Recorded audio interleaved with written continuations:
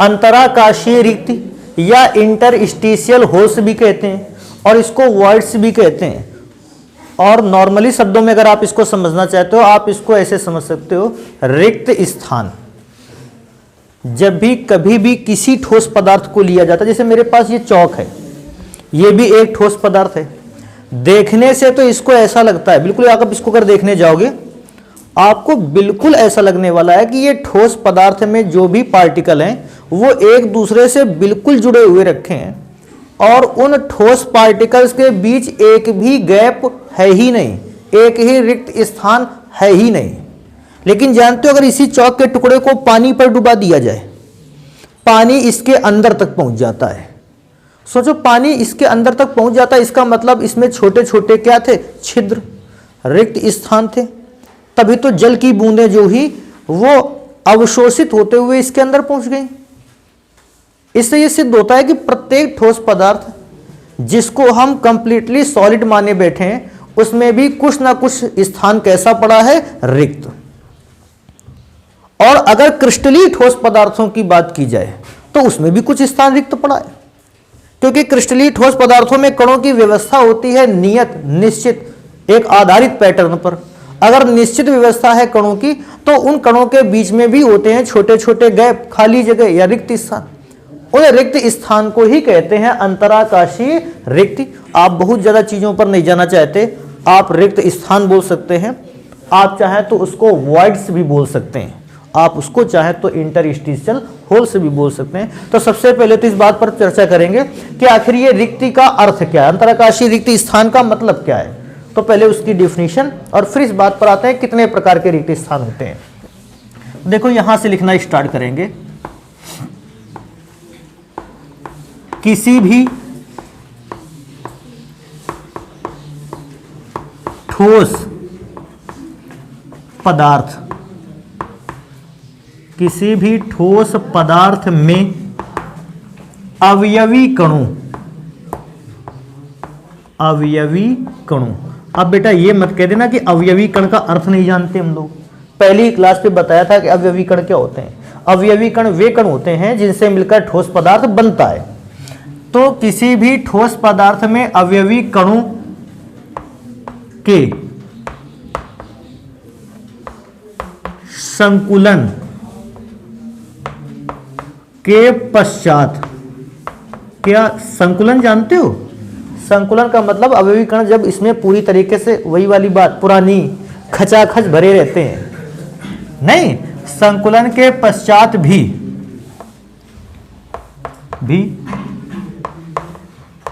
ठोस पदार्थ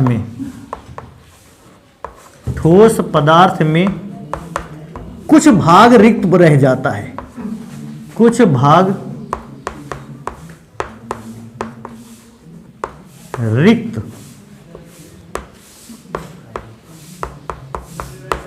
कुछ भाग रिक्त रह जाता है,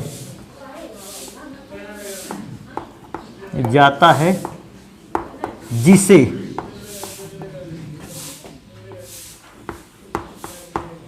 अंतराकाशीय रिक्ति कहते हैं। तो सबसे पहले तो ये बात बता देनी है कि अंतराकाशीय रिक्ति क्या होती है। कोई भी ठोस पदार्थ है, उस ठोस पदार्थ में बहुत सारे अवयवी कण हैं और वो एक निश्चित पैटर्न पर रखे हुए हैं, लेकिन इन कणों के बावजूद उस ठोस पदार्थ के अंदर कुछ खाली जगह रह जाएगी और उस खाली जगह को कहते हैं अंतराकाशीय रिक्ति।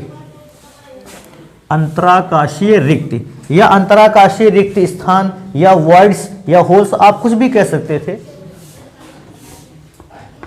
अगर आप संकुलन देखें त्रिविमीय, क्योंकि देखो वन डायमेंशनल और टू डायमेंशनल से तो ज्यादा मतलब ही नहीं रखना है।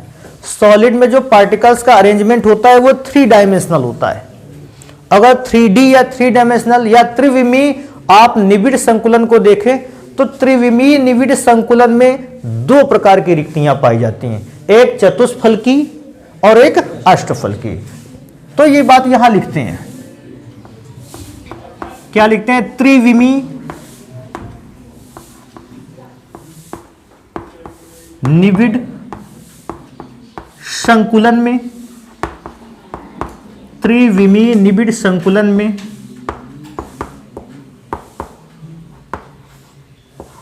प्रमुख रूप से दो प्रकार की रिक्तियां पाई जाती हैं।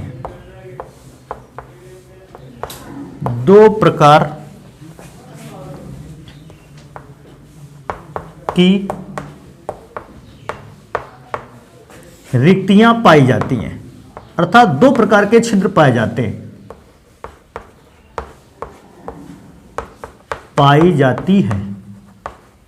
और क्योंकि दोनों ही प्रकार की रिक्तियों को सही ढंग से पढ़ना है, एक काम कर लेते हैं, इसको बीच में यहां से एक लाइन ड्रॉ कर लेते हैं। तो रिक्तियां दो प्रकार की थी। इधर की तरफ सबसे पहले पढ़ेंगे चतुष्फलकी रिक्ति। अगर कहीं पर चतुष्कोणीय रिक्ति लिखा है आप उससे भी परेशान नहीं हो ना। चतुष्फलकीय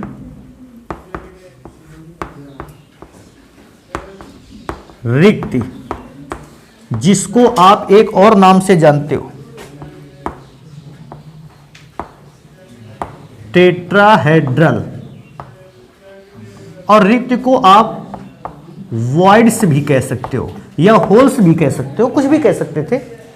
तो पहले प्रकार की रिक्ति होती थी चतुष्फलकीय रिक्ति, और दूसरे प्रकार की रिक्ति होती है अष्टफलकीय रिक्ति।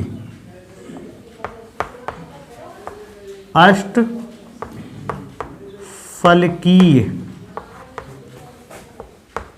रिक्ति, जिसको अंग्रेजी में बोलते हैं ऑक्टाहेड्रल वॉइड्स। थोड़ा सा और भी अच्छे ढंग से याद रखना चाहोगे तो इस बात को भी तैयार कर लोगे अगर चाहोगे, जो कि आपको करना चाहिए। ऑक्टाहेड्रल वॉइड्स को ओ से लिखते हैं। आप किताबें उठाकर देखोगे तो कुछ किताबों पर कुछ सिंबल लिखे होंगे जिससे आप पहचान करोगे चीज़ों की, तो कहीं कहीं पे ओ लिखा होगा। ओ का अर्थ है ये ऑक्टाहेड्रल वर्ड्स अर्थात अष्टफलकीय रिक्ति को बता रहा है, और टेट्राहेड्रल वर्ड्स को बताएगा जाके टी। तो टी लिखा है चतुष्फलकीय रिक्ति स्थान को बता रहा है, और अष्टफलकीय रिक्ति को बताता है ओ। एक एक रिक्ति को सही ढंग से पढ़ लेते हैं और उसकी पूरी इंफॉर्मेशन जान लेते हैं। सबसे पहली बात तो बेटा आपको पता होना चाहिए, चतुष्फलकीय रिक्ति अर्थात जब किसी ठोस में अवयवी कण एक दूसरे से सटे हुए रखें तो उनके बीच जो चतुष्फलकीय रिक्ति है ये कब बन जाती है। तो चतुष्फलकीय रिक्ति बनने के दो कारण होते हैं। क्या का कारण होता है, नीचे तीन गोले रखे हैं और उन तीन गोलों के ऊपर एक गोला अगर रख दिया जाए। सोचो, गोले का मतलब है, देखो क्या है, पहले इस बात को समझ लेते हैं, ये लाइन सबसे इंपॉर्टेंट रहने वाली है। या कह दे तीन गोले रखे हैं, तीन अवयवी कण रखे हैं, तीन परमाणुवीय कण रखे हैं, तीन परमाणु रखे हैं, तीन अणु रखे हैं, तीन आयन रखे। भैया इतने में से कुछ भी कह सकता है, या कह सकता है तीन गोले रखे हैं। तो इस प्रकार का रिक्त स्थान तब आता है जब बेटा तीन गोले रखे हों और उन तीन गोलों के ऊपर एक क्या रख दिया जाए, गोला। तो ध्यान से देखने वाली बात है, इन तीन गोलों और ऊपर वाले गोले के बीच में यहां आप इधर से देखोगे, इस साइड से या नीचे की साइड से देखोगे तो रिक्त स्थान आपको मिलेगा। उस रिक्त स्थान की जो आकृति होती है वो होती है चतुष्फलकी। अपोजिट भी हो सकता है। अपोजिट कहोगे सर जी क्या हो सकता है, इसमें मैंने कहा तीन गोलों के ऊपर एक गोला रखा गया है, ऐसा भी हो सकता है कि एक गोले के ऊपर तीन गोले। बात तो सेम है, बात थोड़ी भी बदल गई है। तो यहां पे लिखेंगे इस बात को कि ये रिक्ति बनती कब है। इस रिक्ति का निर्माण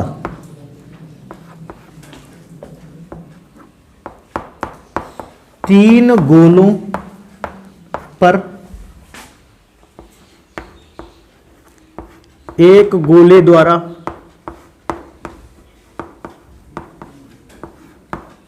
या एक गोले पर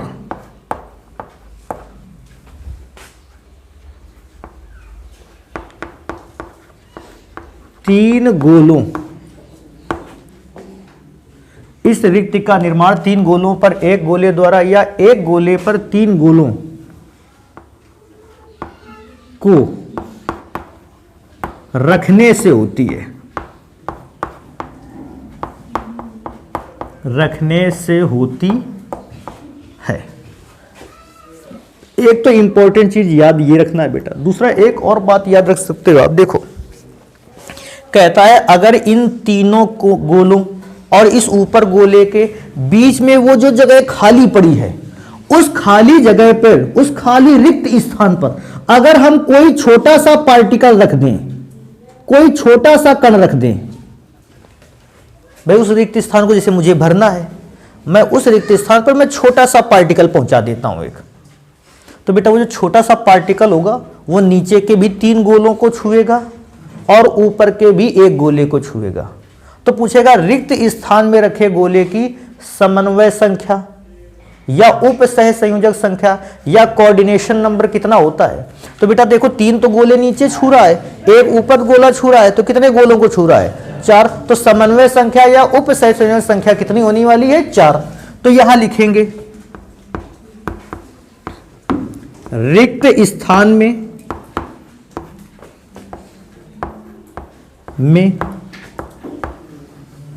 रखे गोले की समन्वय संख्या। और बेटा समन्वय संख्या नहीं कहता तो कह देता है उप सह संयोजक संख्या, उप सह संयोजक संख्या। और कहीं कहीं पे बेटा उप संयोजक संख्या को तो ये भी लिखा है, लिखा गया है कोऑर्डिनेशन नंबर, कोऑर्डिनेशन नंबर।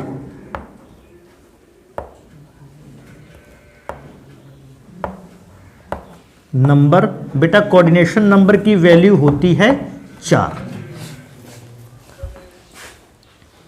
अच्छा एक और बात यहां पे लिख लेता है, कहता है आखिर बताओ इस प्रकार की रिक्ति को बनाने में टोटल कितने गोले लगते हैं। ये रिक्त स्थान वाले को मत बताना, तीन नीचे और एक ऊपर, तो टोटल 4 गोले लगते हैं। इस रिक्ति का निर्माण 4 गोलों के द्वारा होता है, 4 गोलों के द्वारा होता है। एक और बात को याद रखेंगे यहां पे, देखो ये थोड़ा सा इंपॉर्टेंट ज्यादा है, इस पे वैल्यू को भी आपको थोड़ा तैयार रखना होगा। हालांकि मैं बाद में वैल्यू सॉल्व करवा दूंगा, लेकिन अभी के लिए आपको वैल्यू तैयार रखनी पड़ेगी। क्या तैयार रखनी पड़ेगी? अगर आपको ये जो ठोस गोले 3 दिए गए हैं बड़े वाले, अगर इन ठोस गोलों की त्रिज्या को आप कैपिटल आर मानते हो और वो जो रिक्त स्थान में छोटा सा गोला रखा है, हां ऐसा लिख लें, रिक्त स्थान वाले जो गोला है उस गोले की त्रिज्या को स्मॉल आर मान लें। मैं देखो इंडिकेट भी किए देता हूं, ये बड़े वाले गोले की त्रिज्या को कैपिटल आर और इस स्मॉल वाले गोले की त्रिज्या को स्मॉल आर से लिख लिया जाए। तो पूछता है बताओ स्मॉल आर और कैपिटल आर में कोई संबंध होता है? तो आप याद रखोगे small r is equal to 0.225 into capital R. इससे जानते हो एक अच्छाई हो जाएगी। तो सर इससे क्या अच्छाई होगी? इससे अच्छाई होगी अगर आपको कोई बड़े वाले गोले की त्रिज्या दे देगा, जैसे मैं ऐसा थोड़ी देर के लिए मानता हूं, ऐसे वैल्यू होगी नहीं हालांकि, क्योंकि ये गोलों का आकार भी बहुत छोटा होता है। आपको ये गोलों का आकार भी नैनोमीटर, पिकोमीटर और एंगस्ट्रॉम में मिलने वाली है। लेकिन ऐसा मैं थोड़ी देर के लिए एग्जाम्पल देता हूं, अगर बता दे बड़े वाले गोले की त्रिज्या 4 सेंटीमीटर है, तो बताओ रिक्त स्थान में रखे गोले की त्रिज्या कितनी होगी? तो बेटा बड़े वाले गोले की त्रिज्या 4 सेंटीमीटर है ना, तो ये यहाँ पर 4 सेंटीमीटर रख देना, और 4 सेंटीमीटर रख दोगे तो 4 का गुणा 0.225 पर करवा देना है, और वैल्यू निकल आएगी कि छोटे वाले गोले की त्रिज्या कितनी होने वाली है। तो अगर आपसे कभी कहेगा कि भैया चतुष्फलकी रिक्ति है, और चतुष्फलकी रिक्ति में एक परमाणु रख दिया गया है, अगर बड़े वाले गोलों की त्रिज्या 4 सेंटीमीटर है, तो बताओ वो रिक्त स्थान में रखे गोले की त्रिज्या कितनी होगी। तो रिक्त स्थान में रखे गोले की त्रिज्या आसानी से इस फॉर्मूले के थ्रू निकाल सकते हो। एक और बात जो है, मैं इसको इंपॉर्टेंट काफी ज्यादा समझता हूं, उसको सबसे लास्ट में लिखेंगे। देखो यहां पर, यदि क्रिस्टल में गोलों नहीं लिख सकता, तो मैं क्या कह रहा था कि परमाणु लिख सकता है। परमाणुओं की संख्या, अगर किसी भी क्रिस्टल को बनाते समय परमाणुओं की संख्या, अवयवी कणों की संख्या, गोलों की संख्या, अणुओं की संख्या अगर n है, तो पूछता है कि सर जी ये बताइए फिर उसमें कितने रिक्त स्थान होंगे, उस संरचना को बनाने में कितनी खाली जगहें आपको प्राप्त होंगी।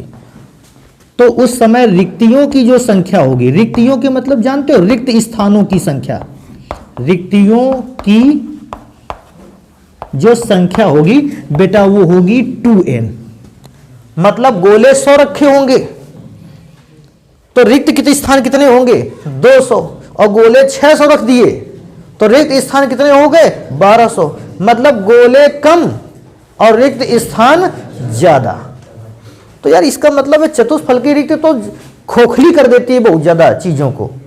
खोखला इसलिए ज्यादा कर देते हैं क्योंकि गोले तो n ही हैं, गोले तो 100 ही हैं, रिक्त स्थान 200 बना दिए, तो ज्यादातर क्रिस्टल का भाग कैसा हो गया खाली।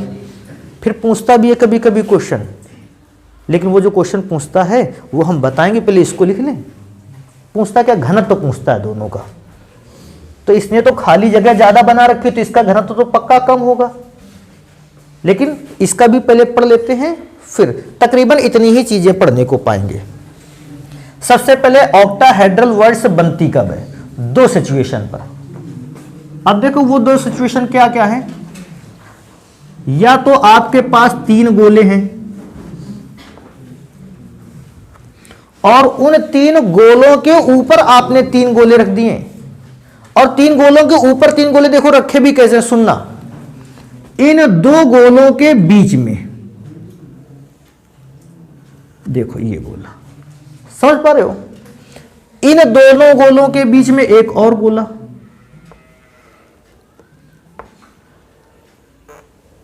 ये देखो थोड़ा सा और अच्छा कर लेते, ये जानते तीसरा गोला क्या रखना है, इन दोनों गोलों के बीच में। तो इस प्रकार से या तो 3 गोलों के ऊपर 3 गोले रखे होंगे तब अष्टफलकी रिक्ति का निर्माण होता है, या फिर एक सिचुएशन पर और अष्टफलकी रिक्त स्थान का निर्माण होता है जब आपके पास गोलों की संख्या होती है 4 और एक गोला आप लिख देते हैं रख देते हैं उन चारों गोलों के ऊपर, ये ऊपर वाला गोला है बड़ा, और एक गोला और रख देते हैं इन चारों गोलों के नीचे, तो वो हल्का डिजाइन से बना दिया गया है। तो अगर हमसे पूछेगा कि इस प्रकार की रिक्ति कब बनती है, तो भैया यहीं से स्टार्ट करेंगे। रिक्ति का निर्माण तब होता है जब 3 गोलों के ऊपर 3 गोले होते हैं, या 3 अवयवी कणों के ऊपर 3 अवयवी कण होते हैं, या 4 अवयवी कणों के एक कण होता है नीचे और एक होता है ऊपर। तो देखो यहां से लिखना स्टार्ट करते हैं। लिखेंगे कि रिक्ति का निर्माण तब होता है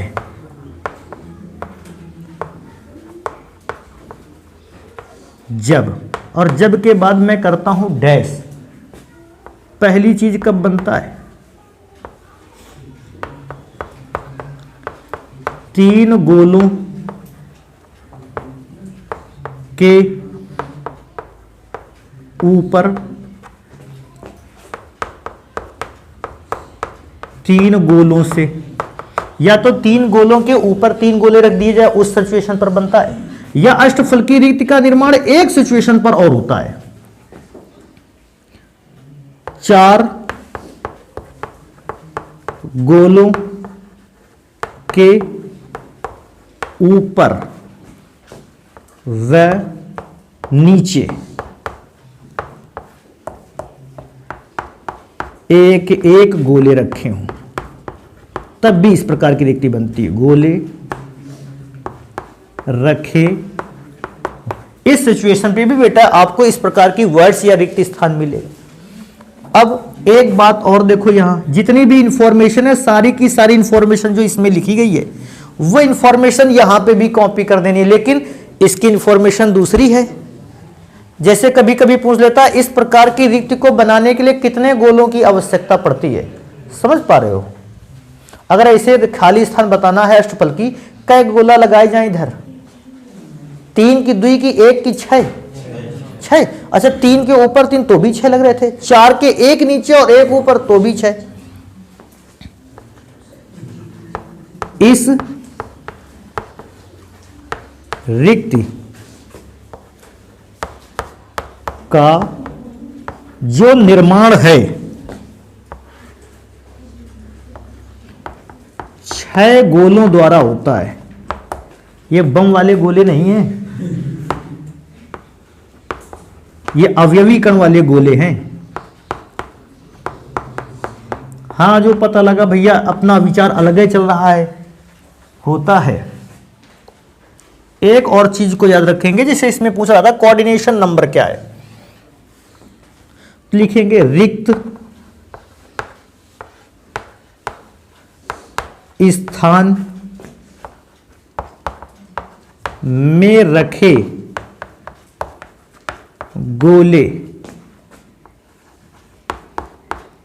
की समन्वय संख्या, चाहे समन्वय संख्या कह दे या उप सहसंयोजक संख्या कह दे या कोऑर्डिनेशन नंबर बोल दे।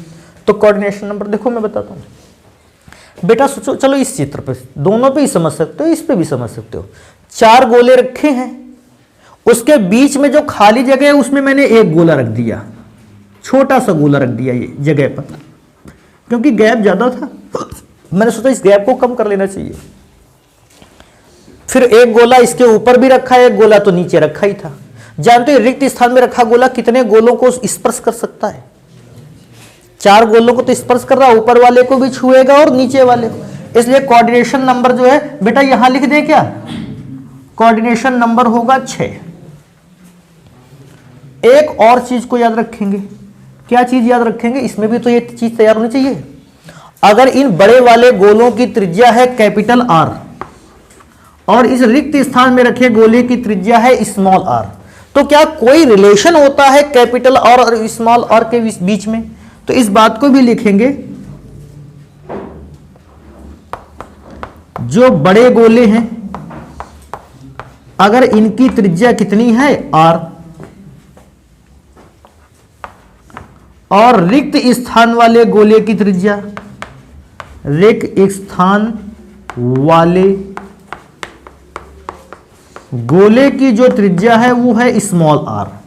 तो बेटा स्मॉल r और कैपिटल R के बीच में एक रिलेशन होता है, small r is equal to 0.414 r। पिछली बार 0.225 से गुणा किया गया था कैपिटल R पर, और इस बार गुणा किया गया है 0.414 से कैपिटल R पर गुणा। आपको कैपिटल R की वैल्यू पता है, स्मॉल r तुरंत निकाला जा सकता है। अब ये मत कह देना बाद में कि सर जी एक न्यूमेरिकल आया था और उस न्यूमेरिकल में रिक्त स्थान में रखे गोले की त्रिज्या पूछी गई थी। न्यूमेरिकल बहुत कठिन था, ऐसा न्यूमेरिकल था हमने जीवन में देखा नहीं इसके पहले कभी ऐसा। भैया कुछ भी नहीं कहा था, इस वैल्यू के साथ कैपिटल R रख देना था बस केवल आपको, और आप इस वैल्यू को जैसे ही कैपिटल R से मल्टीप्लाई करवाते स्मॉल r की वैल्यू निकल आती। लेकिन ये ध्यान रखने वाली बात है कि सवाल को पढ़ते समय इस बात को ध्यान रखा जाए कि रिक्ति चतुष्फलकीय कह रहा है कि रिक्ति अष्टफलकीय कह रहा है, क्योंकि रिक्ति के हिसाब से ही आपके फॉर्मूले काम करेंगे। ये अष्टफलकीय पर वर्क करेगा और ये वर्क करेगा चतुष्फलकीय। रिक्ति नहीं देखोगे तो रिक्ति अगर नहीं देगा तो फिर क्या देगा? तो फिर देगा कि ये रिक्त कितने गोलों के द्वारा बनाई गई है, 6 गोलों के द्वारा कि 4 गोलों के द्वारा। तो 6 गोलों के द्वारा बनाया जाए तो अष्टफलकी था, 4 गोलों के द्वारा बनाया जाए तो चतुष्फलकी था। एक और आखिरी चीज पर बात करेंगे, जैसे इस पर हम लोगों ने बात की थी कि अगर क्रिस्टल में गोलों या परमाणुओं की संख्या n हो तो रिक्त स्थानों की संख्या 2n होती है। सेम कैटेगरी पर इस पर रखेंगे, क्या लिखेंगे, यदि क्रिस्टल में गोलों ना कहे तो परमाणु भी कह सकता है, गोलों की संख्या, अगर क्रिस्टल में गोलों की संख्या जो है बेटा वो गोलों की संख्या है n या परमाणुओं की संख्या n, गोलों की संख्या की जगह पर परमाणुओं की संख्या भी लिख सकता है। अगर परमाणुओं की संख्या n है तो भैया जो रिक्तियों की संख्या होती है, रिक्तियों की संख्या बेटा वो रिक्तियों की संख्या n के बराबर होती है। अब देखो दोनों में से एक रिलेशन निकालते हैं डेंसिटी का, कि कौन सी रिक्ति डेंसिटी को घटाती है। वैसे तो रिक्ति दोनों ही डेंसिटी को घटाती हैं, वह रिक्त स्थान डेंसिटी को तो घटाएगा ही। क्यों? रिक्त स्थान आयतन में जुड़ेगा, द्रव्यमान में नहीं जुड़ेगा।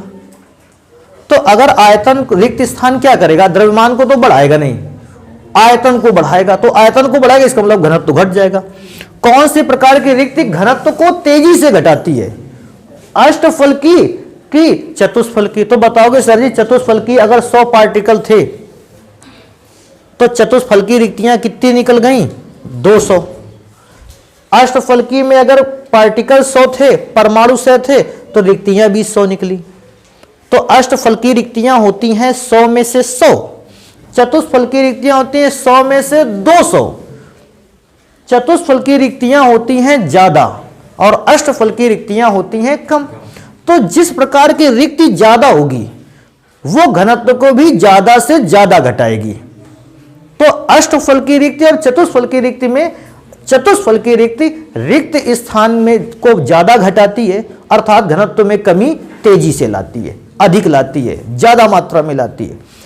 इनको तो नोट ही करेंगे। रिक्त स्थान पर रिलेटेड कुछ न्यूमेरिकल है मेरे पास, जैसे 2 न्यूमेरिकल है जो रिक्तियों से संबंधित पूछे गए आपकी परीक्षाओं पर। तो इसको नोट करते हैं, वो न्यूमेरिकल पढ़ते हैं, फिर एक और चीज देखते हैं।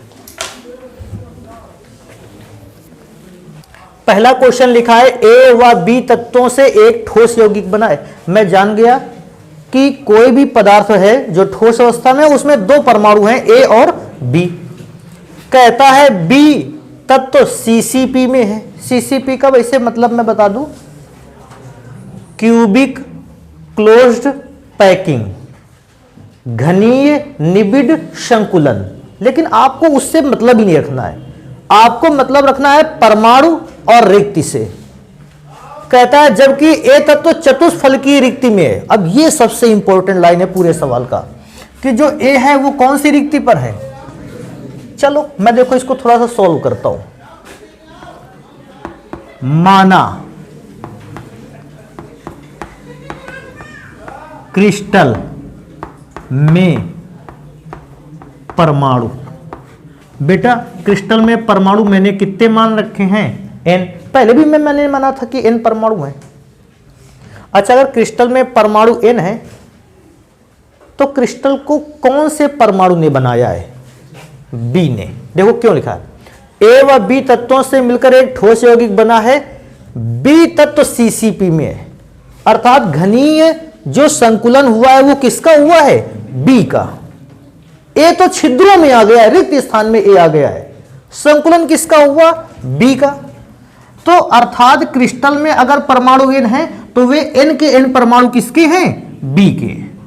तो मैं लिख दूंगा b के कितने परमाणु हैं। तो कहोगे सर जी क्रिस्टल के परमाणु मतलब b के परमाणु, क्योंकि क्रिस्टल b से मिलकर बना है।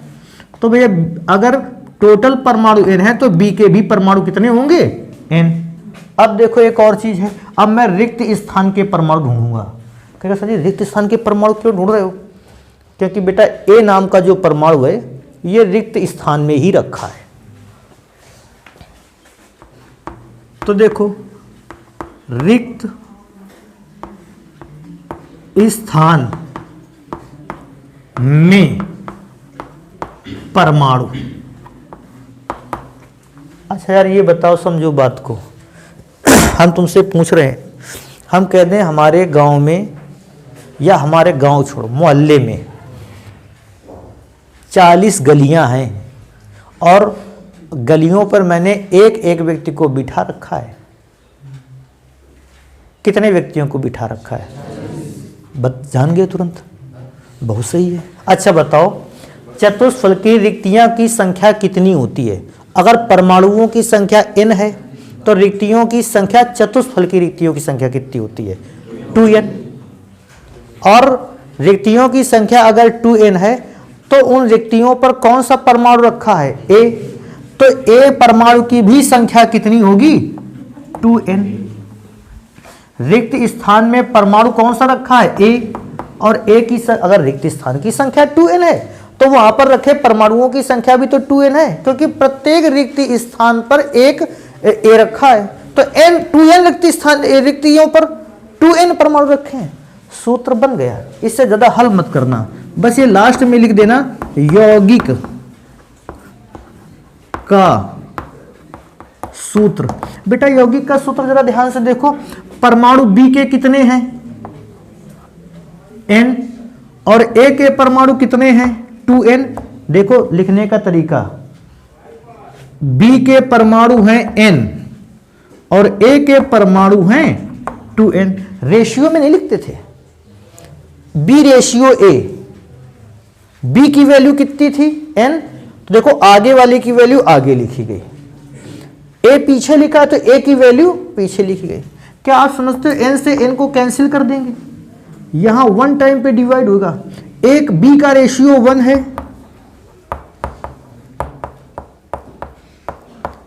A का रेशियो 2 है।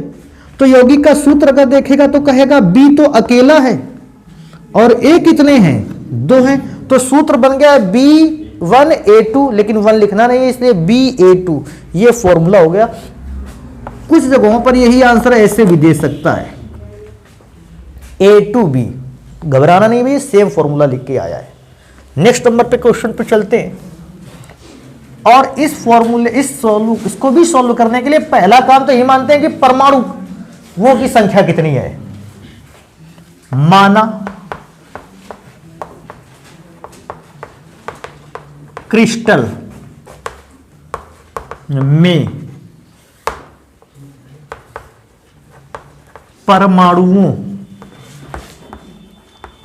की संख्या, बेटा मैंने परमाणुओं की संख्या n मानी है, आप कुछ भी मान सकते हो, n 2n 4n 6 जितना चाहो, x y z जो भी चाहो मान सकते हो। समझ रहे हो, इसे कोई फर्क नहीं पड़ता। ये सर जी ने n माना है, हम चाहते तो हम सर जी x से करना चाहते, आप x से कर सकते हो। अच्छा यार ये बताओ, पहले तो सवाल अब पढ़ लेते हैं। यदि एक तत्व के ऑक्साइड में, मतलब तत्व का क्या है? ऑक्साइड। हमें ढूंढना है मेन वो तत्व जिस तत्व का ऑक्साइड है, जिस भी तत्व का ऑक्साइड है उस तत्व के परमाणुओं की संख्या कितनी मानी गई है? n। लेकिन मैं देखूंगा पहले चतुष्फलकीय रिक्ति में A का कहां पर रखा है? चतुष्फलकीय में। और B कहां रखा गया है? अष्टफलकीय में। A चतुष्फलकीय में, B अष्टफलकीय में। तत्व का क्या है? ऑक्साइड। तो देखो मैं क्या सोचता हूं, A और B तो रिक्त स्थान में है, तो मेनली क्रिस्टल किसका है? ऑक्सीजन का, क्योंकि ऑक्साइड ये मुझे दिख रहा है इसके अलावा। तो मैं यहां लिखूंगा ऑक्सीजन के परमाणुओं की संख्या। मैं दोबारा से भी इस बात को रिपीट कर देता हूं। कैसे? बेटा A तो चतुष्फलकीय रिक्ति में रखा है, B अष्टफलकीय रिक्ति में रखा है, तो अब क्रिस्टल में बचा कौन? ऑक्सीजन। तो ऑक्सीजन के परमाणुओं की संख्या n। ध्यान से देखना इस बात को, ध्यान से देखो इस क्वेश्चन को। क्या है? A के परमाणुओं की संख्या। बेटा A के परमाणुओं की संख्या कह रहा है, लेकिन A रखा कहां कर गया है? चतुष्फलकीय रिक्तियों में की संख्या कितनी होती है? 2n। तो A के भी परमाणुओं की संख्या कितनी है हो गई 2n, क्योंकि प्रत्येक चतुष्फलकीय रिक्ति में एक A बैठा है। तो कितने A बैठे हैं, जितनी रिक्तियां हैं 2n। बेटा B कहां पर बैठा है, तो कहोगे सर जी अष्टफलकीय रिक्ति में बैठा है, इसलिए इसके परमाणुओं की संख्या, मैं भूल गया, अष्टफलकीय रिक्तियों की संख्या कितनी होती है n, तो n लिख दी मैंने, मतलब B हर एक अष्टफलकीय रिक्ति में रखा है। अब यौगिक का सूत्र लिख लेते हैं। यौगिक का सूत्र, बेटा यौगिक के सूत्र की बात आएगी तो देखो 3 तत्व हैं, O है, A है और B है। रेशियो भी बिल्कुल वैसे ही अरेंजमेंट में रखा जाएगा। पहले O का रेशियो, तो ऑक्सीजन का है N, फिर A का 2N, फिर B का N। बेटा अगर टोटल डिवाइड करोगे तो N और N कैंसिल हो जाएगा। ध्यान से देखो O का, A और B का रेशियो जो निकल रहा है वो 1:2:1, अर्थात O का परमाणु है 1, A के परमाणु है 2 और B का परमाणु है 1।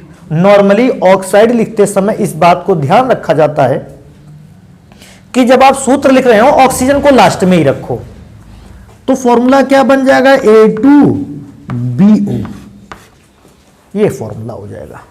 ऑक्सीजन को वैसे भी नॉर्मली है कि ऑक्साइड जब भी आता है हाई इलेक्ट्रोनेगेटिव होने के कारण इसको लास्ट में ही रखते हैं। तो आप इनको नोट कर लीजिए भैया जल्दी से फिर